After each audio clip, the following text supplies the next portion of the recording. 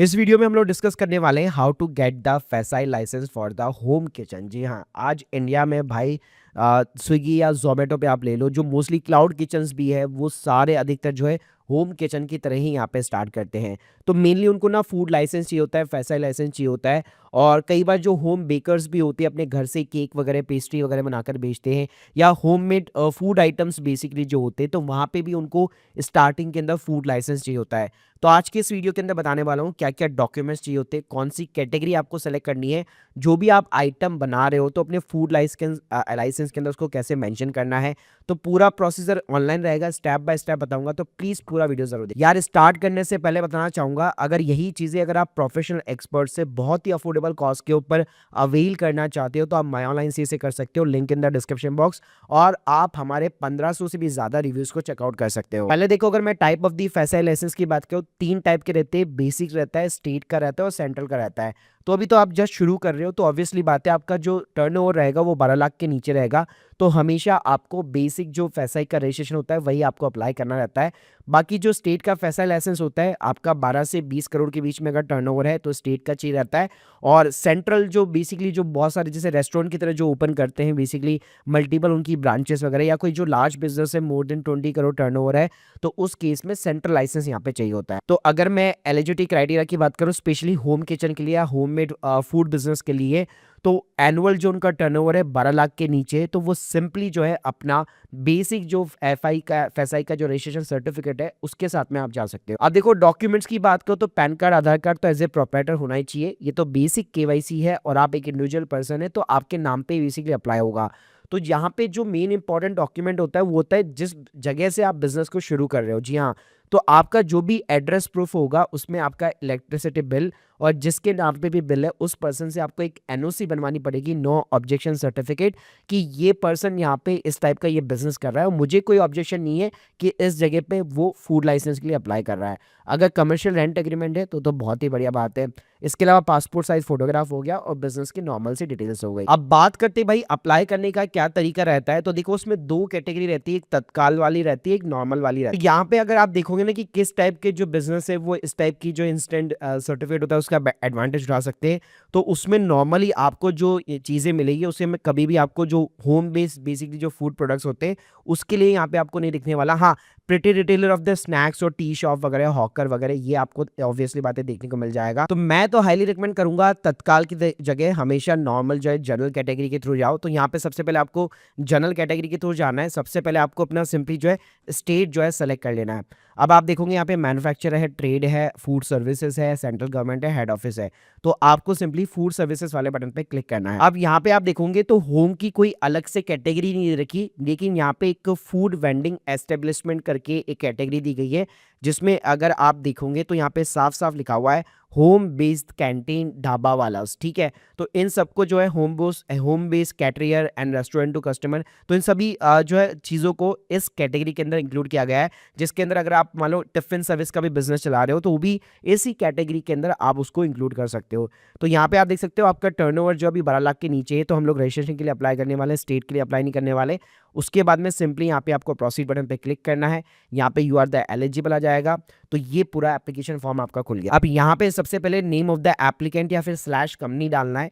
तो अभी तक आपने कोई एंटिटी नहीं बनाई है, अब अगर आप एज ए प्रोप्राइटर चला रहे हो तो यहाँ पे आप अपना पर्सनल नाम डाल सकते हो, या जो भी आपका ब्रांड नेम है, जिस ब्रांड से आप लिस्टिंग करना चाहते हो क्लाउड किचन पे, स्विगी पे, जोमेटो पे, वो नाम यहाँ पे सिंपली आप जो है पुट कर सकते हो। उसके बाद में भाई यहाँ पे डेजिग्नेशन पूछेगा, तो यहाँ पे आपको सिंपली इंडिविजुअल का ऑप्शन मिल जाएगा। अगर प्रोप्राइटरशिप फर्म है तो आप प्रोप्राइटर को यहाँ पे सेलेक्ट कर सकते हो।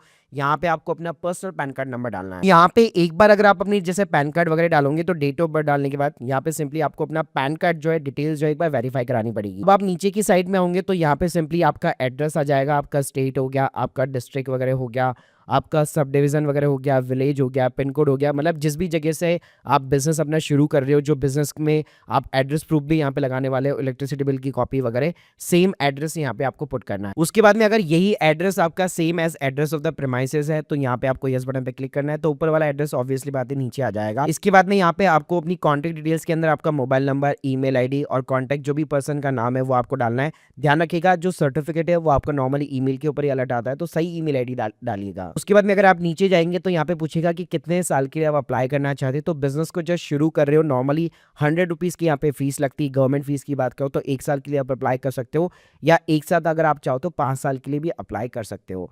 इसके अलावा यहाँ पे जो है सबसे मेन कैटेगरी आती है कि जो भी जिस भी टाइप का आप बिज़नेस कर रहे हो, वो आपको फूड कैटेगरी यहाँ पे डालनी है। ये जो है आप एक पीडीएफ का यहाँ पे यूज़ कर सकते हैं। फॉर एन एग्जांपल मान लीजिए मैं यहाँ पे जो होम बेस्ड बिज़नेस शुरू कर रहा हूँ उसमें मैं पिज़्ज़ा वगैरह बेचूँगा।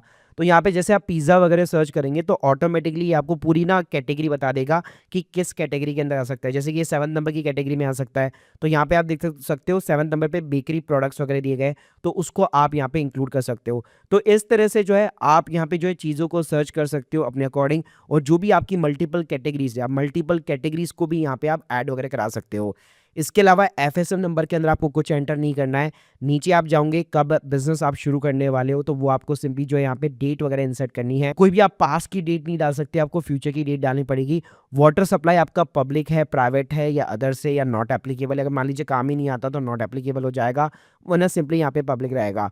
इसके अलावा इलेक्ट्रिक पावर कितना आपका manufacture of the food items के अंदर यूज़ होता है, अगर यूज़ होता है तो यस करना है, और कितने किलोवाट सैंक्शन है तो वो आपको डिटेल्स यहाँ पे प्रोवाइड करनी है। अब गाइस जैसे यहाँ पे आप प्रोसीड करेंगे तो ये आपसे साइन अप कराने वाला है सिंपली तरीके से, और यहाँ पे आप देख सकते हैं लॉगिन आईडी के अंदर आपको एक यूनिक एप्लीकेशन नंबर मिलने वाला है। ये चेंज नहीं होगा, इसको आप कहीं पे भी सेव करके रख लीजिएगा, क्योंकि ये अल्टीमेटली आपका एप्लीकेशन नंबर भी है और इसी से आप अपनी एप्लीकेशन को ट्रैक वगैरह भी कर सकते हो।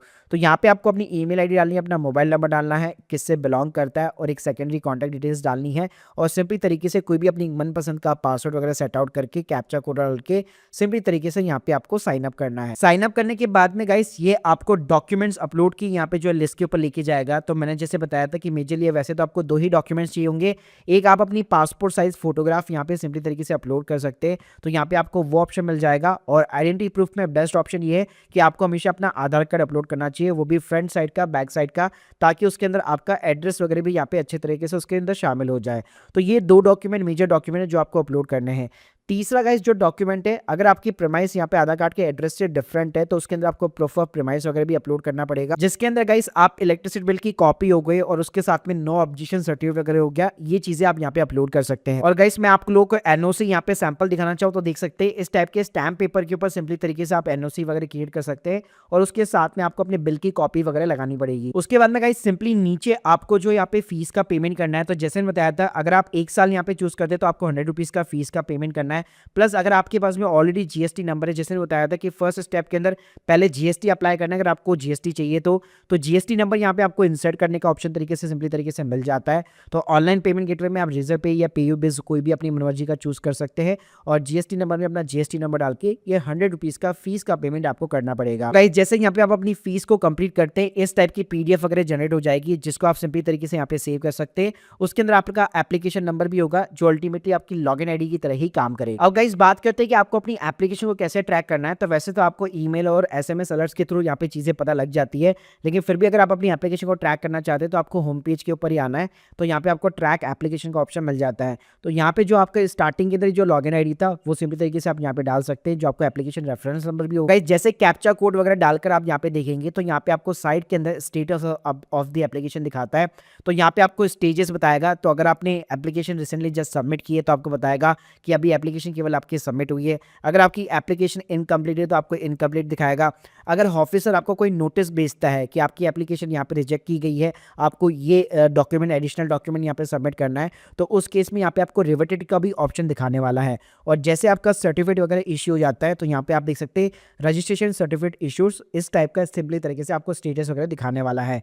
अब जो सर्टिफिकेट है वो डाउनलोड कैसे होगा, वैसे तो बाय डिफॉल्ट आपको जो है ईमेल आईडी के ऊपर ही मिल जाता है। तो स्क्रीन के सामने देख सकते हैं जैसे आपका सर्टिफिकेट वगैरह जनरेट होता है तो फैसरेशन सर्टिफिकेट जनरेटेड इस टाइप का आपको ईमेल वगैरह मिल जाता है, जिसके अंदर आपका रजिस्ट्रेशन नंबर और एज ए अटैचमेंट आपका रजिस्ट्रेशन सर्टिफिकेट भी यहाँ पे अटैच होता है। अब गाइस अगर मैं सर्टिफिकेट की बात करूँ तो सबसे पहले यहाँ पे आपको क्यूआर कोड देखने को मिल जाएगा, आपको रजिस्ट्रेशन नंबर वगैरह देखने को मिल जाएगा, जो भी आपने नेम डाला था एप्लीकेशन के अंदर वो चीजें और फोटोग्राफ वगैरह ये सारी चीजें देखने को मिल जाती है। प्लस ये सर्टिफिकेट कब तक वैलिड रहेगा ये चीजें भी आपको देखने को मिल जाती है। अब देखिए यहाँ पे कोई भी आपको रबर स्टैम्प या कोई भी ना फिजिकल सिग्नेचर नहीं मिलने वाला है, क्योंकि ये सॉफ्ट कॉपी कॉपी के थ्रू यहाँ पे मतलब डिजिटली बेसिकली इशू किया है गया है गवर्नमेंट के द्वारा। तो यहाँ पे कोई भी इसको जो है ट्रैक वगैरह कर सकता है, वेरीफाई कर सकता है रजिस्ट्रेशन नंबर के थ्रू। ये पब्लिकली मतलब कोई भी यहाँ पे बंदा जो है इजीली FSI की साइट के ऊपर जाकर जैसे ये लाइसेंस नंबर डालेगा, रजिस्ट्रेशन नंबर डालेगा, उससे ये लाइसेंस की जो है वैलिडिटी वगैरह सारी चीज़ें ट्रैक हो जाती है। गाइस यहाँ पे मैं चाहे जोमेटो की बात करूँ या फिर लेट्स सपोज अगर मैं यहाँ पे स्विगी की भी बात करूँ, तो सभी जगह आपको FSI details, GST, pan details वगैरह ये दोनों चीज़ें बेसिकली यहाँ पे आपको जो है सबमिट वगैरह करनी पड़ती है जब भी आप इन पोर्टल्स के ऊपर एज ए साइन अप वगैरह करते हैं। तो गाइस इस तरह से आप यहाँ पे जो है FSI लाइसेंस अप्लाई कर सकते हैं एक होम बेस्ड बिजनेस के लिए। बाकी अगर आप एक कंसल्टेंट हायर वगैरह करना चाहते हैं बहुत ही अफोर्डेबल कॉस्ट के ऊपर, लिंक मैंने ऑलरेडी डिस्क्रिप्शन बॉक्स में दे रखी है। ये एक ऐसा सर्टिफिकेट है जिसके अंदर लोगों से गलतियां भी होती है, कई बार इसके अंदर आपको अप्रूवल नहीं मिलती, बार बार रिजेक्शन आते हैं। तो मैं आपको रिकमेंड करूंगा अगर आपने ज़्यादा आपको नॉलेज नहीं है इन कंप्लाइंसेस वगैरह की, GST वगैरह की, तो मैं आपको रिकमेंड करूंगा हमेशा एक कंसल्टेंट की मदद से ही आपको इस टाइप के सर्टिफिकेट यहाँ पे अप्लाई करना चाहिए। बाकी अगर आप लोग के कोई भी डाउट्स है, कमेंट्स है या फिर क्वेरीज है, मुझे कमेंट बॉक्स के अंदर ज़रूर बताइएगा। Thank you guys, thank you very